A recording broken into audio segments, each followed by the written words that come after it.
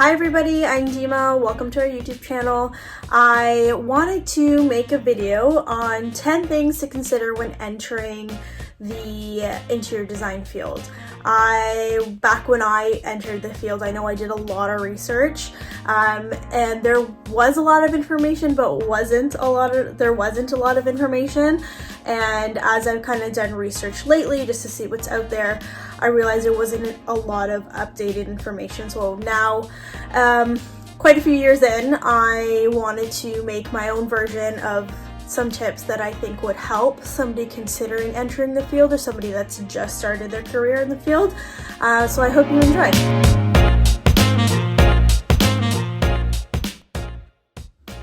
So number one would be, don't just look to traditional school to teach you everything you need to know. I know that on-field experience is also the only way you really get into certain things that you're going to learn, you're going to need to learn, going to need to know. However, I think there are other avenues. For example, when I first started out, I researched to no end every industry events that was happening within my area that I could go to. If you have the privilege to be able to travel for certain events that you think would be worth it, or seminars, conferences, whatever it may be, use those resources of information. I am a huge fan of Interior Design Masterclass. I actually got to know Interior Design Masterclass early on in my career. For that exact reason. I was just researching, I found that they had a conference, I attended the first one they had and everyone after that, and I'm actually part now as a professional with experience. I'm actually a part of their professional training for mastermind groups that I attend with other designers every month. But be proactive. Look what's happening in your industry that you're able to attend just as a student or as a beginner or whatever it may be. School isn't going to teach you everything, and I highly also suggest, if again you have the means or you have the privilege to be able to look at schools that aren't in your geographical location, to consider that. It gives you an edge, it gives you different insight, and you're not learning the exact same thing as everybody else in your kind of area that you're in. However, I do think you should be aware of, the rules and regulations that come along with your specific area or wherever your location is. So the whole point of this tip is to not look at traditional schooling to be your only source of education and information on what you'll need to know to be able to excel in this field.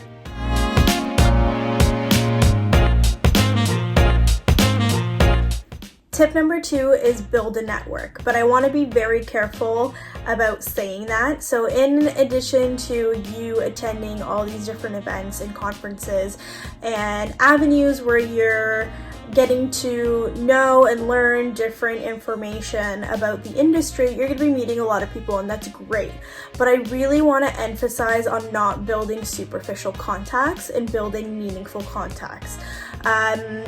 You're going to get to meet a whole slew of people, and it's always great to be civil and be kind and, keep in touch with these people, but also pay attention to who really aligns with you, who of those contacts do you think you can continuously build a relationship, a professional relationship that, would carry on throughout your career. That's really helped me in a lot of certain instances. From attending conferences and events early on, made great colleagues that later in my career, when I run into an issue that I was ill-informed about or needed help in a certain situation with one of our projects, I could always lean into those people. They're colleagues, but they also become great friends.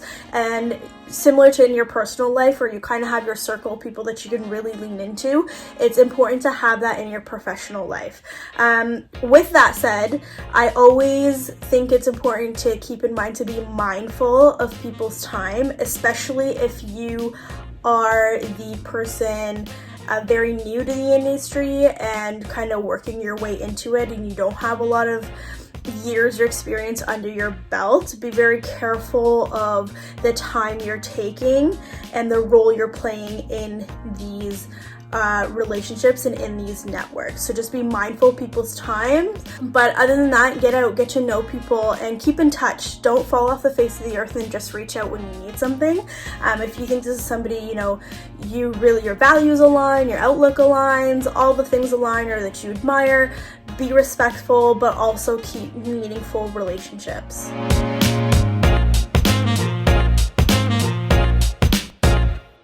Tip number 3 is about being observant. So there's a masterclass that I had watched once, and there was a story being told of 2 writers speaking to each other.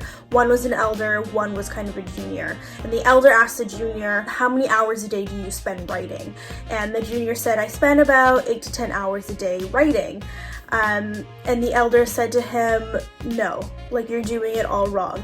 You should be writing for 3 to 4 hours a day, and the rest of the time you should be observing and absorbing things around you, so you have content and you're refreshed and you're constantly seeing what's happening and developing around you to be able to produce fresh content and have that extra edge and not be, your head kind of in the sand all the time, where your head's down and you're plugging away at the work, but then when you look up, you're already behind. So I thought that was a really, really great story. Be observant, see what's happening in the industry, but don't limit yourself to just what's surrounding you. Always look at everything. That's where inspiration comes from, but it's also being observant about, be aware of what consumers are looking for in your industry, and also be aware of what other professionals are looking for and looking at in your industry, and always stay current.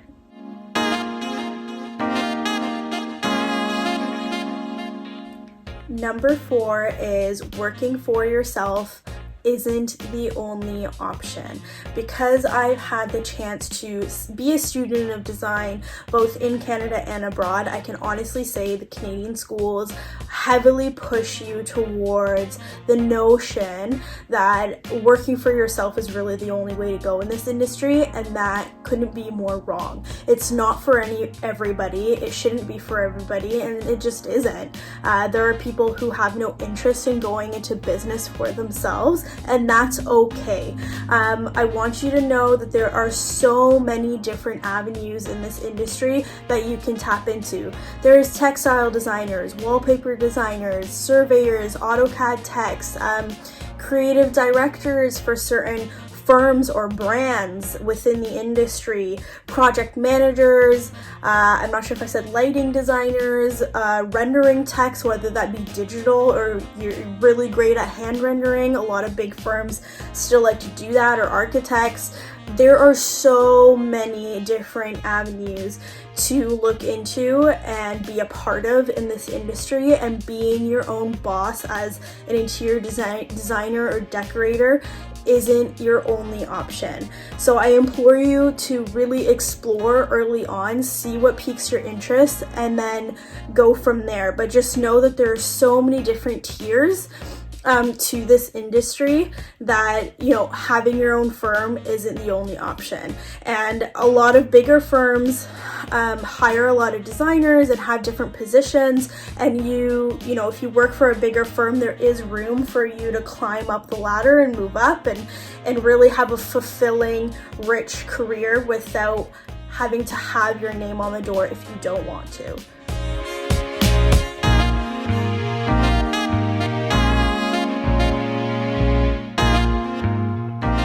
Number 5 is differentiating yourself from the start. You may not always know exactly what your aesthetic is when you start off, and that's okay.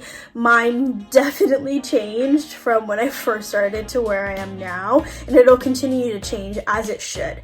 However, when I say differentiate yourself, it's more in the sense of what skill do you really excel at within the industry or not, or outside of the industry. What skills or assets do you have that you think you can really play up?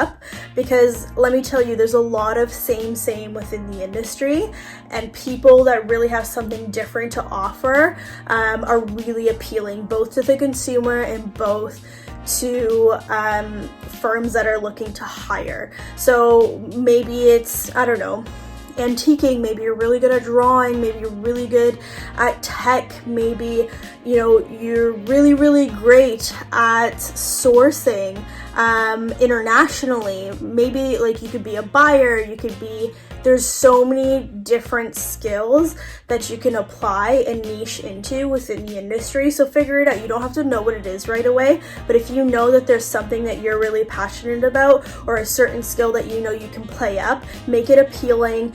I would say really sit down, figure out what it is, and figure out how you can position yourself as really unique when you're out there in the field.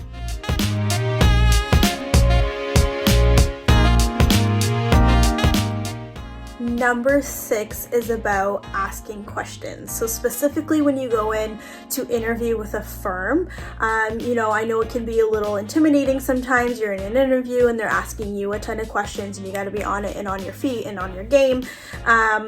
However, I think it's also really important for you to ask questions in an interview. Or considering working, interning, anything with a firm. I think it's really important for you to also have questions of your own.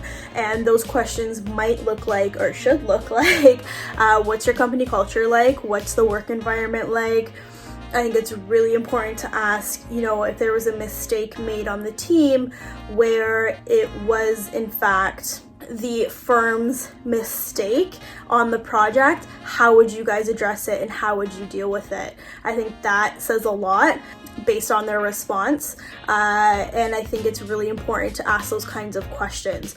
I understand when you're early in the industry, it's kind of take what you can get, take whatever jobs you can get, and I can understand that and I can appreciate it because it feels like kind of everybody's applying at the same time. It kind of feels like that mentality when you graduate or when you guys are all applying to internships. I can totally understand that. However, I also don't want if it is your first working experience, to be negative or be just a bad time, because I don't want it to hinder your idea of the industry. And I've seen that happen before where people just completely bow out, who are very talented people completely bow out of the industry because they just had a really, really shitty working experience firsthand. And that's unfortunate. It happens. I also think there's a lot to learn when you are in a situation that's like that. At the time, it's really crappy, but looking back, there's definitely a lot of takeaways there. So I would just be mindful. Just as much as they're trying to get to know you, I think you should also take the initiative to get to know them as well.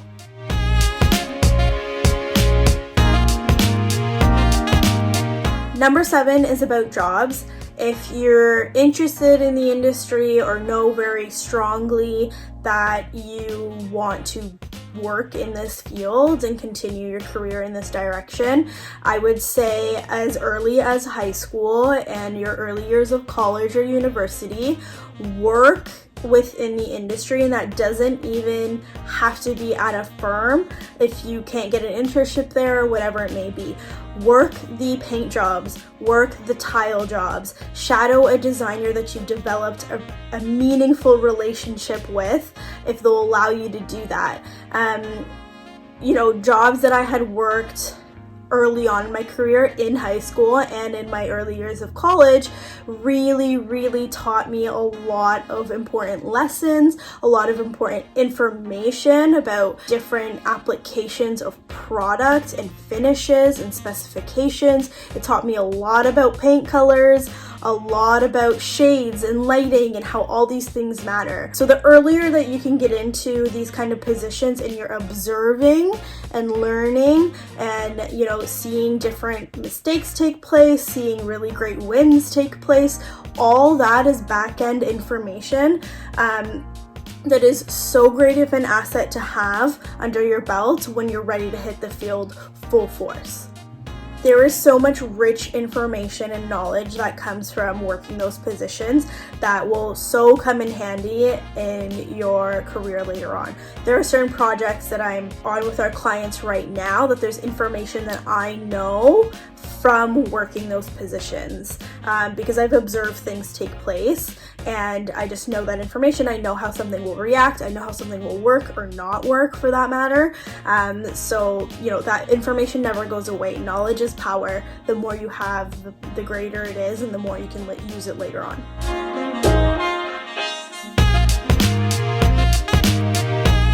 Number 8 is research. There is so much information out there. Like, it's so great, it's so accessible. The world is so connected nowadays. So research in many different aspects I want to talk about. So don't just observe the design industry in your respective geographical location. In fact, you should kind of be aware of what's happening in your industry or in the market where you're at, but also when it comes to creativity and differentiating yourself and setting yourself apart and having fresh ideas and being inspired, do your research. Research what's happening on the polar opposite side of the world in terms of design. Research, you know, things, maybe beta testing of certain products or finishes or whatever it may be that didn't work, you know, so that way if it comes up on a job site or you have that knowledge, or maybe it'll spark an idea for something else. It's just, you can never have enough information. And I find that too many people coming into the industry, and to be quite honest, a lot of people that are in the industry just observe what's happening in the circle that they're in, and that's why I find that the industry is really diluted where we're at, because everybody's just observing the same shit. Okay, so don't observe the same shit. Differentiate yourself. Look elsewhere. Learn elsewhere. The internet is a great wealth and source of information, and it may not just be online. If you have the opportunity, again, to attend certain seminars or talks in other parts of the world, or even just neighboring countries to where you're at, highly, highly, highly recommend that you do that.